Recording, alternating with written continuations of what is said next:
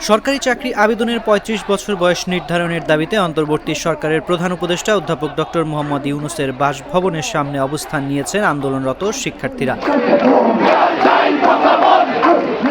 অবস্থানকালে আন্দোলনকারীদের লক্ষ্য করে টিয়ার শেল ও সাউন্ড গ্রেনেড নিক্ষেপ করেছে পুলিশ। সোমবার বেলা ১:৩০টার দিকে যমুনার সামনে অবস্থান নেন শিক্ষার্থীরা।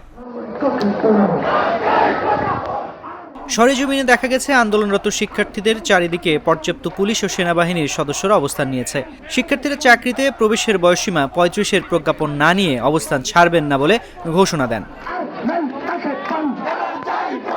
এদিকে আন্দোলনকারীদের লক্ষ্য করে পুলিশের ছোড়া টিয়ার শেল ও সাউন্ড গ্রেনেড দুজন আন্দোলনরত আহত হয়েছেন বলেও জানা গেছে।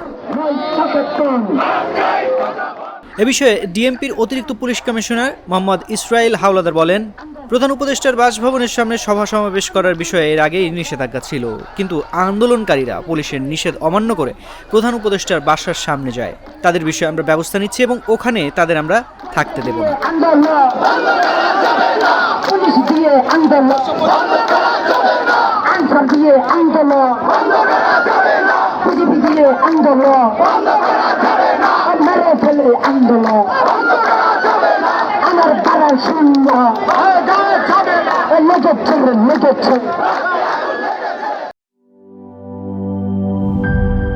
জীবনের সাথে চলে hi-fi, all time healthy life। জার্নিতে স্বাস্থ্যকর all time family cake, all time healthy life.